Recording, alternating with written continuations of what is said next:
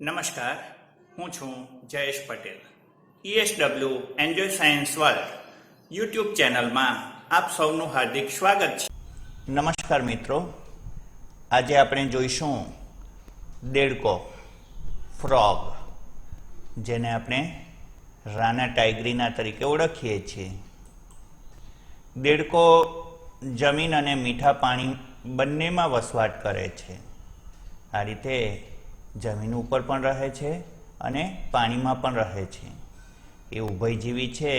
એનો અર્થ એ છે કે એ પાણીમાં પણ શ્વસન કરી શકે છે તથા જમીન ઉપર પણ શ્વસન કરી શકે છે. એટલા માટે જ તેને ઉભયજીવી કહેવામાં આવે છે. જ્યારે અન્ય પ્રાણીઓ જેવા કે મગર, વ્હેલ વગેરે પણ પાણીમાં રહી શકે છે. મગર અને કાચબો પાણી અને જમીન બંને જગ્યાએ રહી શકે છે, પરંતુ તેઓ પાણીમાં શ્વસન કરી શકતા નથી અને તેથી તેઓને ઉભયજીવી કહેવાતા નથી. જ્યારે દેડકો એ પાણી અને જમીન બંને જગ્યાએ રહી શકે છે તથા શ્વસન પણ કરી શકે છે, એટલા માટે તેને ઉભયજીવી કહેવામાં આવે છે. તે મેરુદંડી સમુદાયના ઉભયજીવી વર્ગનું પ્રાણી છે. ભારતમાં જોવા મળતા દેડકાની સામાન્ય જાતિ રાના ટાઇગ્રીના છે. તેના શરીરનું તાપમાન સ્થિર હોતું નથી, એટલે કે તેના શરીરનું તાપમાન વાતાવરણના તાપમાન અનુસાર બદલાતું રહે છે. આ પ્રકારના પ્રાણીને અસમતાપી અથવા શીત રુધિરવાળા પ્રાણી કહેવાય છે. દેડકો જ્યારે ઘાસમાં અને સૂકી જમીન પર હોય ત્યારે તેને તમે રંગ બદલતા જોયો હશે. અહીં તમે જોઈ શકો છો કે ઘાસમાં બેઠેલો દેડકો, એટલે લાંબા સમય લીલા ઘાસમાં હોય તો ત્યારે એ ગ્રીન કલરનો થઈ જાય છે. જ્યારે સૂકી જમીન ઉપર એ લગભગ બ્રાઉન જેવા કલરનો થઈ જતો હોય છે. સામાન્ય રીતે દેડકા એ પ્રજનન ઋતુમાં પણ પોતાનો રંગ બદલતા હોય છે. તેઓ દુશ્મનથી સંતાવવા માટે રંગ બદલવાની ક્ષમતા ધરાવે છે. આ રક્ષણાત્મક રંગ બદલવાની ઘટનાને રૂપનકલ કહે છે. તમે એ પણ જોયું હશે કે દેડકો શિયાળામાં અને ઉનાળામાં જોવા મળતો નથી. એ માત્ર ચોમાસામાં જ જોવા મળે છે. આ સમયે તે ઠંડી અને ગરમીથી રક્ષણ મેળવવા ઊંડા ખાડામાં જતો રહે છે, જેને શીત સમાધિ અને ગ્રીષ્મ સમાધિ કહેવાય છે. હવે આપણે જોઈશું દેડકાની બાહ્યાકાર વિદ્યા, મોર્ફોલોજી. તમે ક્યારેક પણ દેડકાની ત્વચાને સ્પર્શ કરી છે? દેડકાની ત્વચા શ્લેષ્મથી ઢંકાયેલી હોવાને કારણે લીસી અને ચીકણી હોય છે. તેની ત્વચા હંમેશા ભેજયુક્ત સ્થિતિ જાળવી રાખે છે. દેડકાની પૃષ્ઠ બાજુ ચમકતા લીલા રંગની હોય છે. આ પ્રકારની ઓલિવ ગ્રીન જેવા કલરની પૃષ્ઠ બાજુ હોય છે,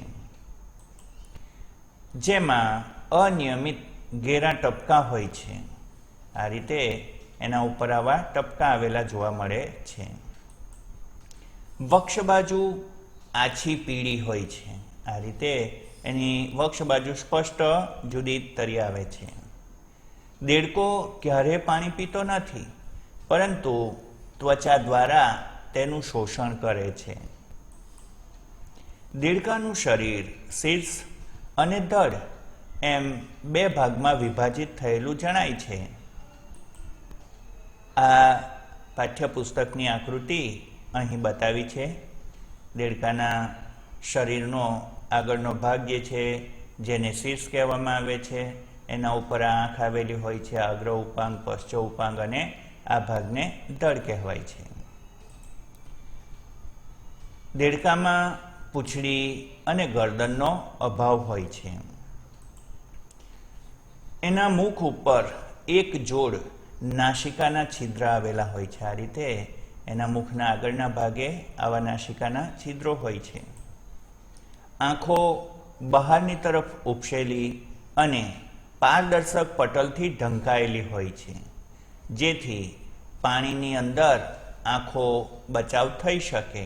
એનું આ પોપચું જે છે એ પોપચું સામાન્ય રીતે પારદર્શક હોય છે અને તેથી દેડકો બંધ આંખે પણ જોઈ શકે છે, જે એને પાણીમાં તરવામાં મદદરૂપ થાય છે.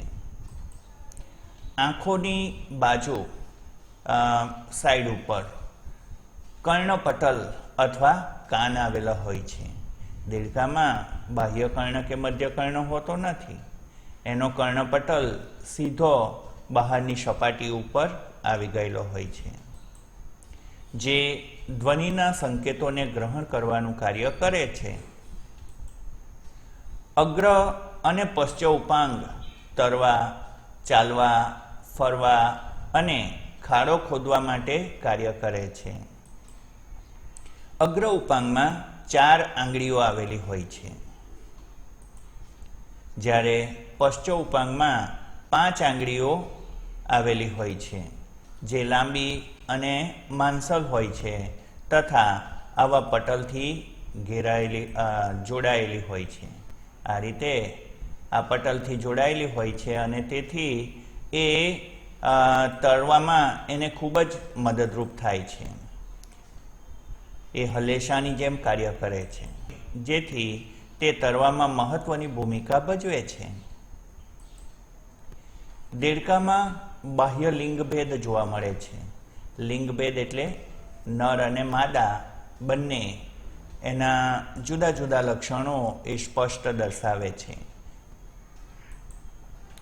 નર દેડકામાં અવાજ ઉત્પન્ન કરવા માટે સ્વર પેટી આવેલી હોય છે તથા અગ્ર ઉપાંગની પહેલી આંગળી પાસે મૈથુન ગાદી આવેલી હોય છે,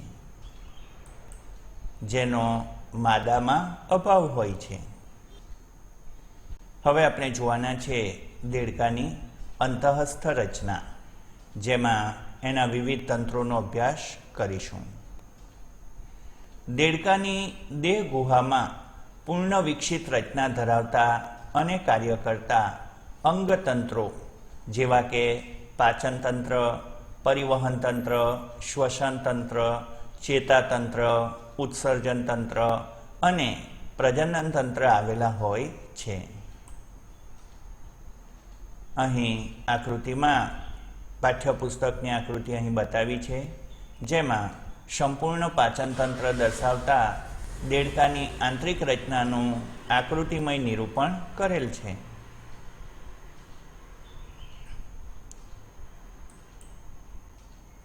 દેડકાનું પાચન તંત્ર. દેડકાનું પાચન તંત્ર પાચન માર્ગ અને પાચક ગ્રંથિઓનું બનેલું હોય છે. આ જે છે આખી આ નળી સ્વરૂપ પાચન માર્ગ આવેલો છે અને તેની સાથે સંકળાયેલ યકૃત, સ્વાદુપિંડ જેવી ગ્રંથિઓ આવેલી હોય છે. દેડકાનો અન્નમાર્ગ ટૂંકો હોય છે, કારણ કે દેડકો માંસાહારી છે અને આથી આંતરડાની લંબાઈ ઓછી હોય છે. તેનું મુખ, આ મુખવાળો ભાગ જે છે એ મુખ ગુહામાં ખુલે છે. આ ભાગ જે છે આખો એની મુખ ગુહા કહેવાય છે.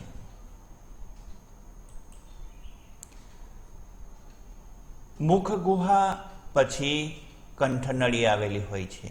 જો કે એની કંઠનળી ખૂબ જ ટૂંકી હોય છે અને તરત જ અન્નનળી શરૂ થઈ જાય છે.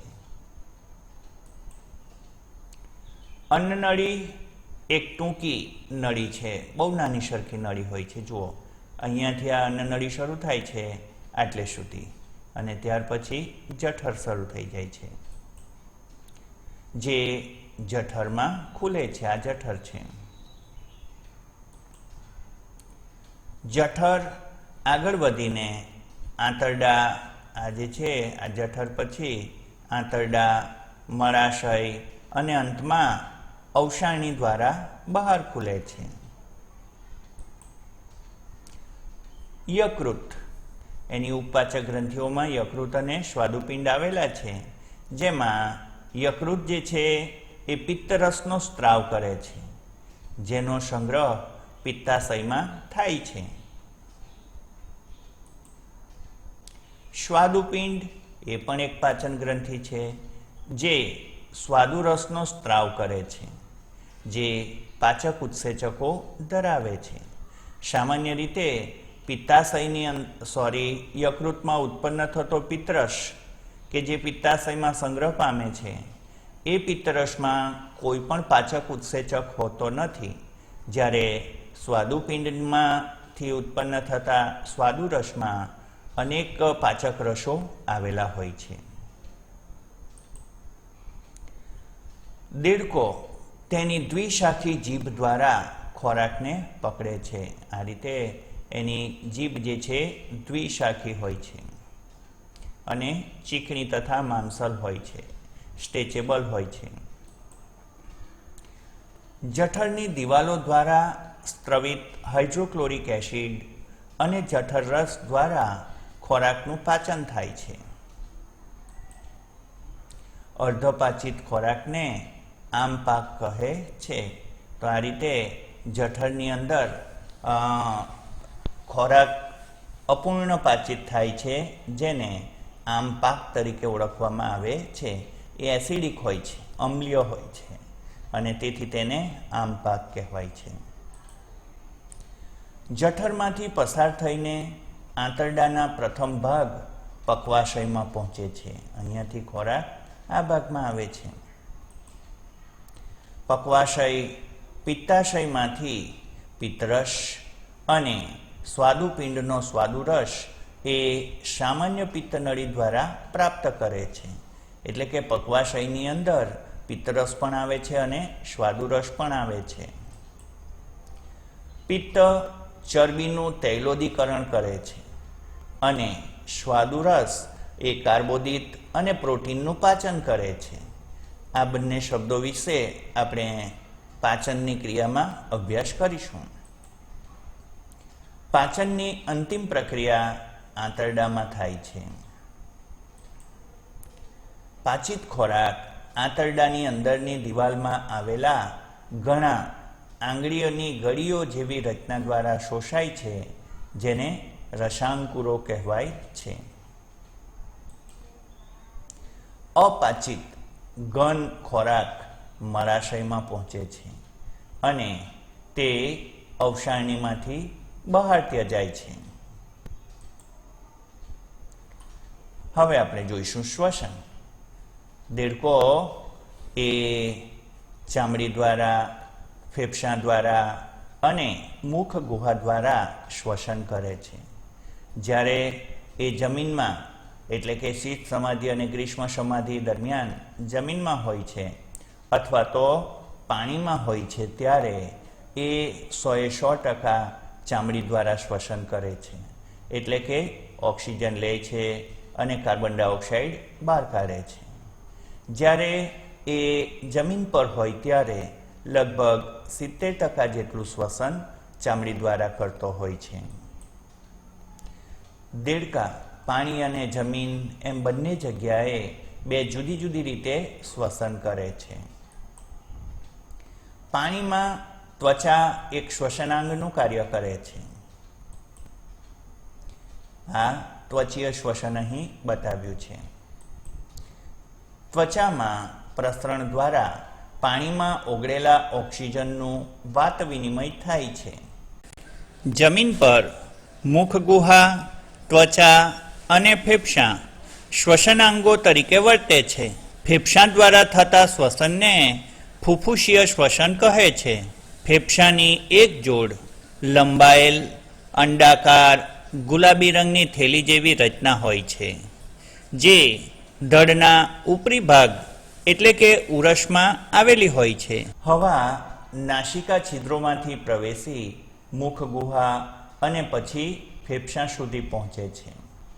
આ રીતે આ ફેફસા દ્વારા શ્વસન કરે છે ત્યારે એનું નાસિકા છિદ્ર જે છે એ 24 કલાક ખુલ્લું રહેતું હોય છે અને હવામાં હોય ત્યારે અહીંથી હવા આ નાસિકાના છિદ્ર દ્વારા દાખલ થાય છે આ નાસિકા કોટર કહેવાય છે. આ અંતસ્થ નાસિકા છિદ્ર છે જે મુખ ગુહામાં આવેલું હોય છે, એ પણ સતત ખુલ્લું હોય છે.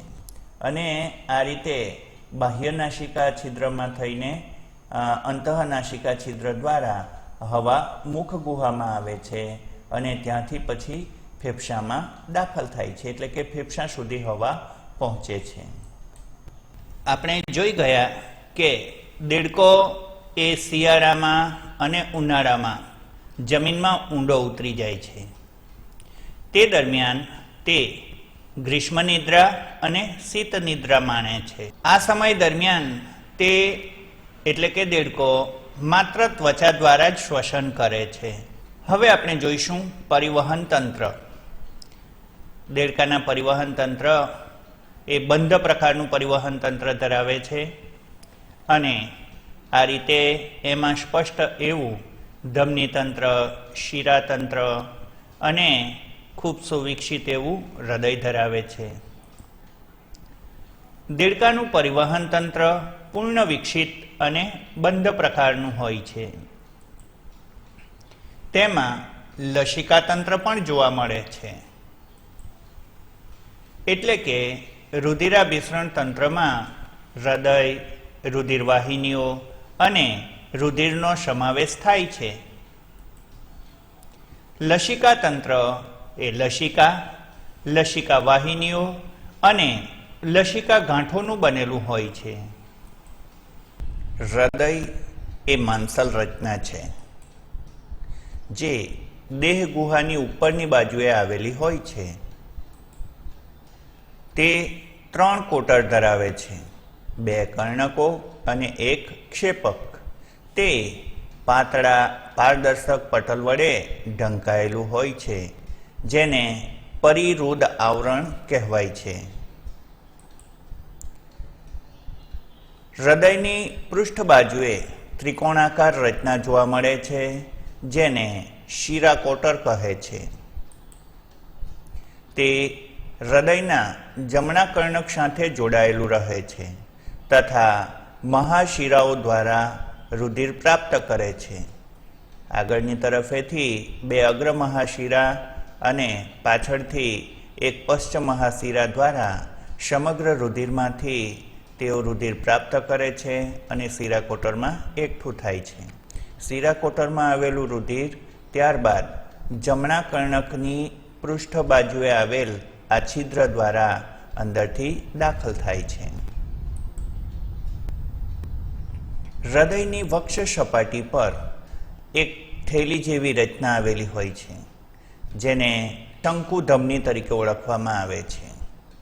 આ શંકુધમની ક્ષેપકમાં ખુલે છે, એટલે કે ક્ષેપકમાં આવેલું રુધિર જે છે એ ત્યારબાદ શંકુધમનીમાં દાખલ થાય છે. હૃદયમાંથી રુધિરને ધમનીઓ એટલે કે ધમની તંત્ર દ્વારા શરીરના બધા ભાગોમાં મોકલવામાં આવે છે. શિરાઓ શરીરના જુદા જુદા અંગોમાંથી રુધિરને એકત્ર કરી હૃદયમાં પહોંચાડે છે અને શિરાતંત્ર બનાવે છે. દેડકામાં વિશિષ્ટ શિરા જોડાણ યકૃત તથા આંતરડા ઉપરાંત મૂત્રપિંડ અને શરીરના નીચેના ભાગોમાં જોવા મળે છે. તેને ક્રમશઃ યકૃત નિવાહિકા સ્થિરાતંત્ર અને મૂત્રપિંડ નિવાહિકા શિરાતંત્ર કહેવાય છે.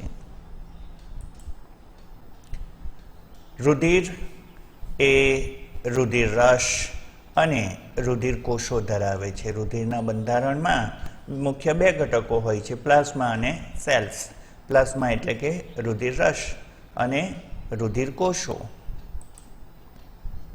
રુધિર કોષો તરીકે આરબીસી એટલે કે રક્તકણ, રેડ બ્લડ સેલ્સ અથવા ઇરિથ્રોસાઇટ્સ, બીજું ડબ્લ્યુબીસી અથવા શ્વેતકણ અથવા એને લ્યુકોસાઇટ્સ કહેવામાં આવે છે, અને ત્રીજું છે રુધિર કણિકાઓ જેને આપણે પ્લેટલેટ્સ તરીકે ઓળખીએ છીએ. રક્તકણમાં લાલ રંગનું શ્વસન રંજક દ્રવ્ય હિમોગ્લોબિન આવેલું હોય છે. આ કોષો કોષ કેન્દ્રયુક્ત હોય છે. સામાન્ય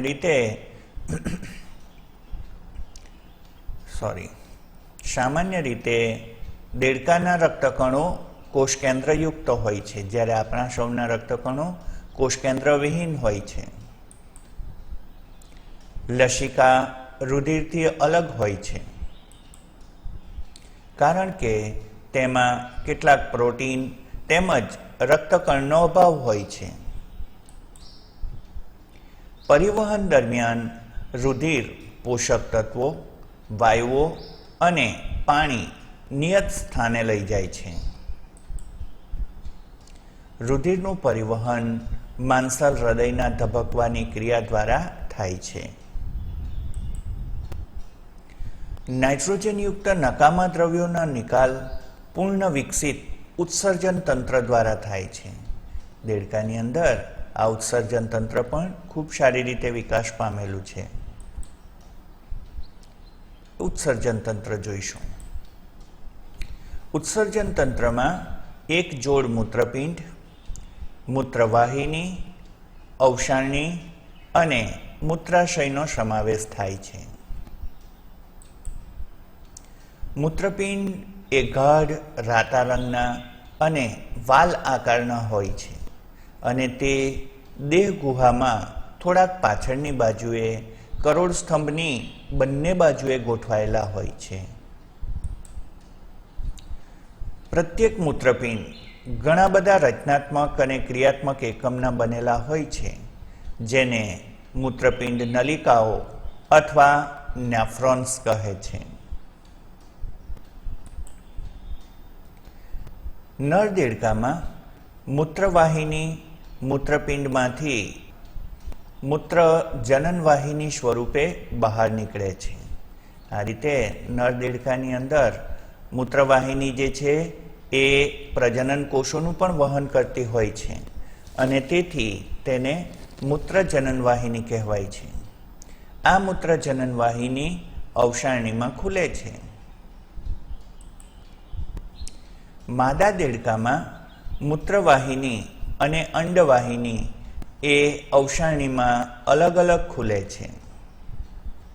અહીં આપણે જોઈશું.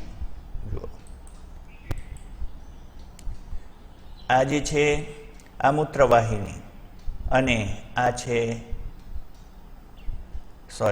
આ જે છે એ અંડવાહિની છે. આ મૂત્રવાહિની અને અંડવાહિની અલગ અલગ ખુલતા હોય છે. એટલે કે માદા દેડકાના અવસારણીમાં 2 અંડવાહિનીના છિદ્રો, 2 મૂત્રવાહિનીના છિદ્રો અને 1 મૂત્રાશયનું છિદ્ર, આમ કુલ 5 છિદ્રો તેઓમાં આવેલા હોય છે.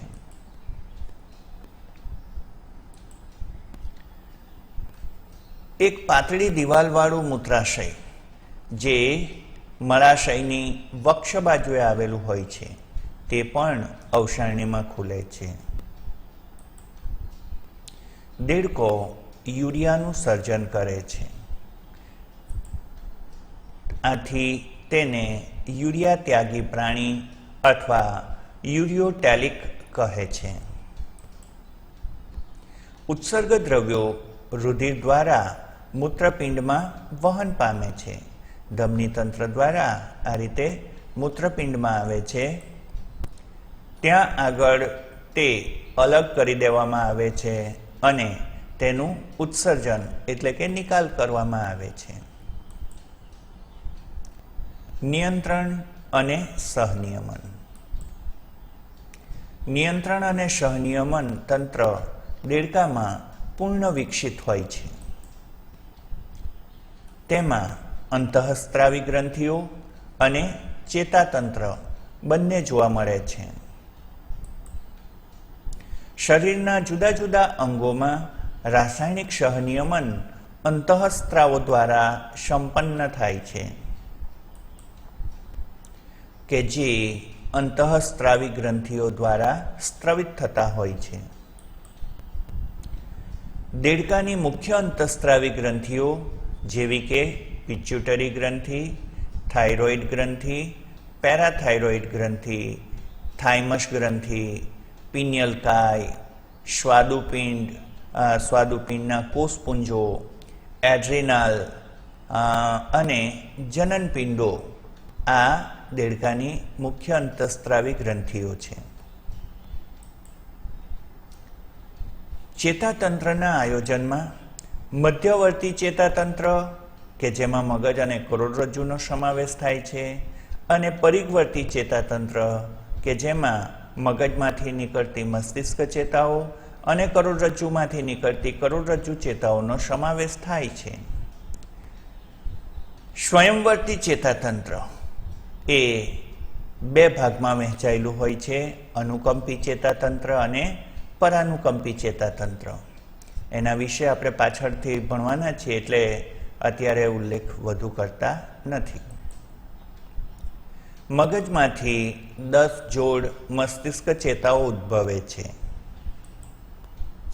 મગજ એ હાડકાની બનેલ મસ્તક પેટીમાં બંધ હોય છે. આ જે છે આ મસ્તક પેટી બતાવી છે અને તેની અંદર રહેલું સુરક્ષિત એવું આ દેડકાનું મગજ બતાવ્યું છે. તે એટલે કે એનું મગજ અગ્રમગજ, મધ્ય મગજ અને પશ્ચ મગજ એમ 3 ભાગમાં સ્પષ્ટ વહેંચાયેલું જોવા મળે છે.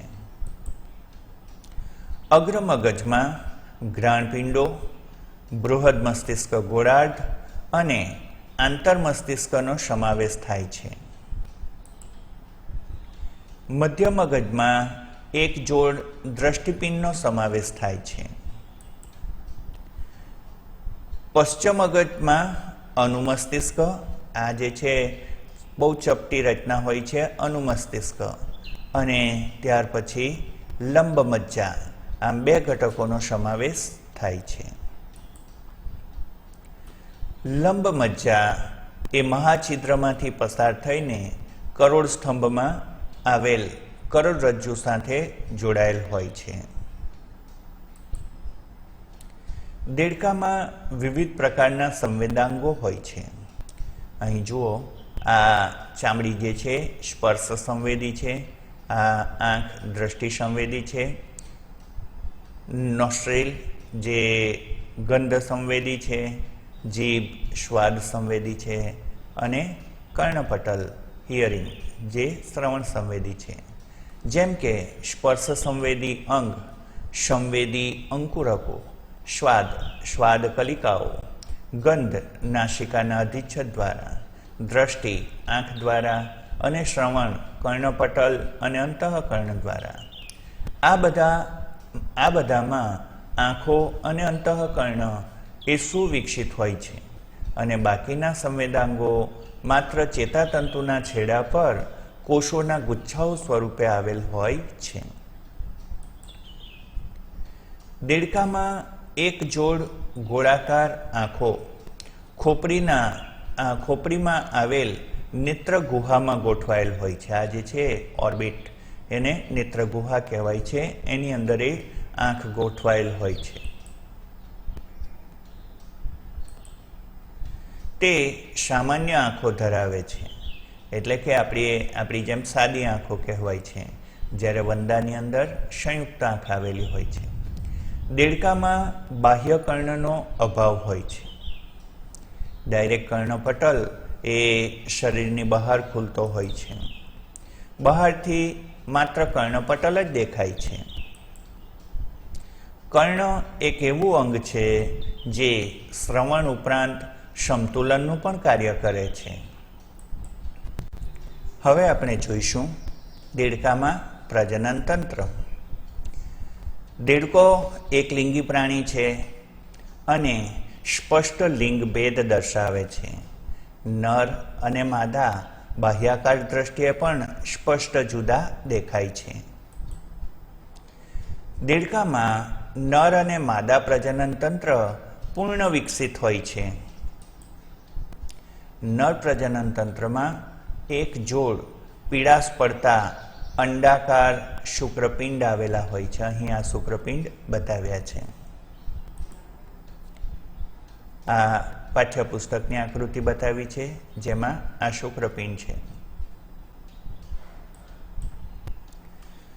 શુક્રપિંડ એ મૂત્રપિંડના ઉપરના ભાગમાં અધિવૃક્કીય આવરણ નામના બેવડા પડ દ્વારા જોડાયેલ હોય છે. આ રીતે આ શુક્રપિંડ છે અને તેની ફરતે આવેલું આ આવરણ છે,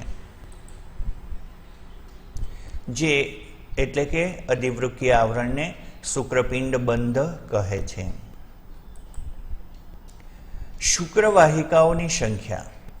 હવે એકચ્યુઅલી શુક્રપિંડમાંથી જે નીકળતી નલિકાઓ જે છે જેને શુક્રવાહિકાઓ કહેવામાં આવે છે, જેની સંખ્યા 10 થી 12 હોય છે, જે શુક્રપિંડમાંથી નીકળીને પોતાની બાજુના મૂત્રપિંડમાં પ્રવેશે છે અને તે બીડરની નાલીમાં ખુલે છે. આ જે છે ઊભી એક નળી જેવી રચના મૂત્રપિંડમાં હોય છે અંદરની કિનારી તરફ, જેને બીડરની નાલી કહેવામાં આવે છે,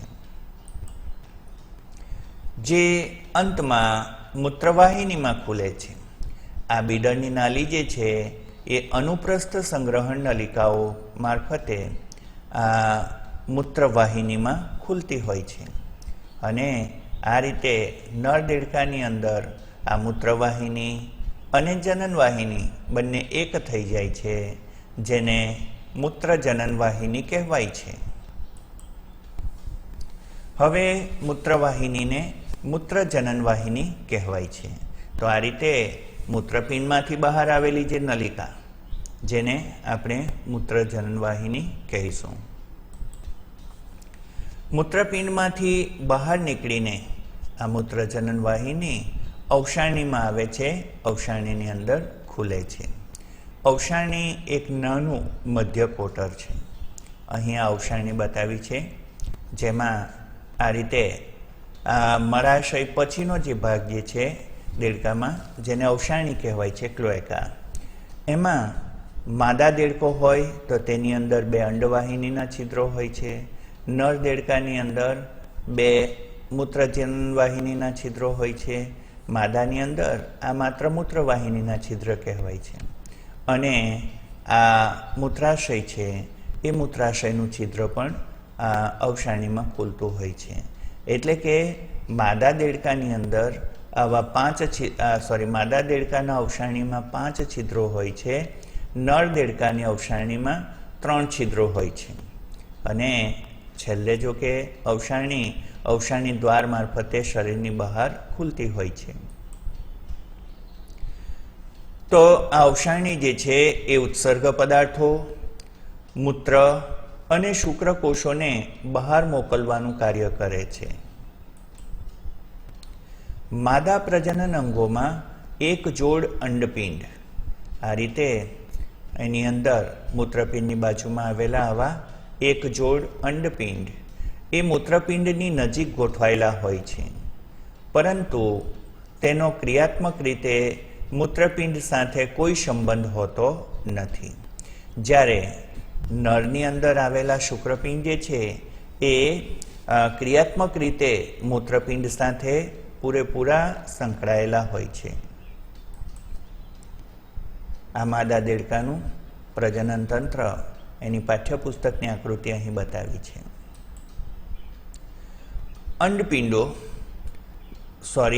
અંડપિંડોમાંથી નીકળતી એક જોડ અંડવાહિની અવસારણીમાં અલગ અલગ ખુલે છે. એકચ્યુઅલી અંડવાહિની જે છે એ અહીં આ રીતે બતાવ્યું છે ખરું લખાણ, પરંતુ આ અંડવાહિની આખી ખૂબ જ સેપરેટ હોય છે. અને આ અંડવાહિની આમ જોવા જાય તો 3 ભાગોમાં વહેંચાયેલી હોય છે, જેનો શરૂઆતનો ભાગ જે છે એ આવી ગળણી જેવા આકારનો હોય છે અને આ ફેફસાના જોડાણ સ્થળની બંને બાજુએ આ ખુલતું હોય છે, જેને અંડવાહિની નિવાપ કહેવામાં આવે છે. દેડકાની અંડવાહિની એ અલગ અલગ અવસારણીમાં ખુલે છે, એટલે કે બંને બાજુની અંડવાહિની જે છે અવસારણીની અંદર ખુલતી હોય છે. એક પરિપક્વ માદા એક સમયમાં 2500 થી 3000 અંડકોષો મૂકે છે.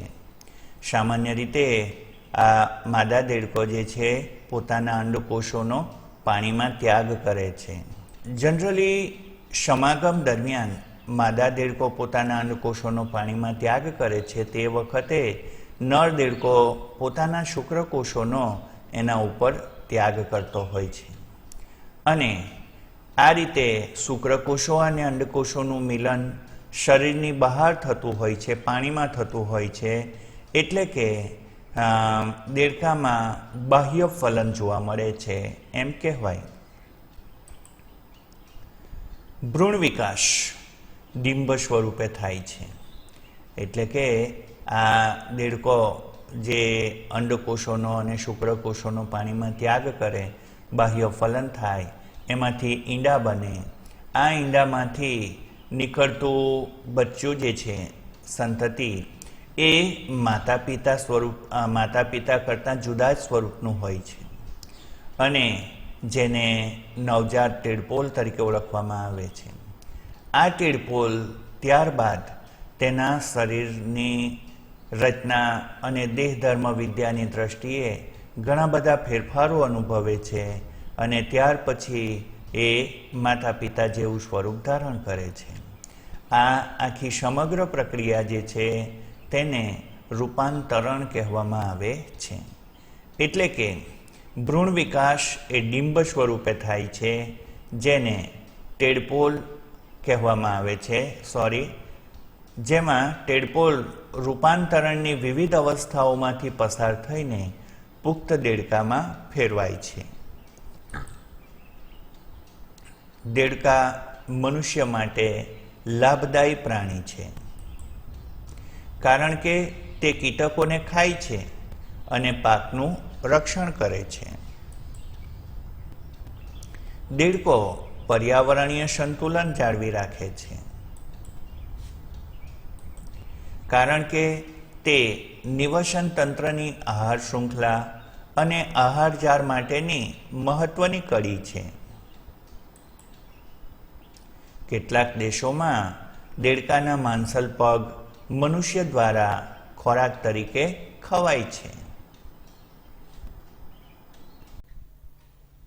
મિત્રો, જો પહેલીવાર ESW ચેનલ વિઝિટ કરી હોય તો માત્ર એક વખત સબસ્ક્રાઇબ કરો. દરેક વિડીયોને અવશ્ય લાઈક કરો. આ પછીના નવા મુદ્દા પર જવા માટે નીચેના થંબનેલ પર ક્લિક કરો.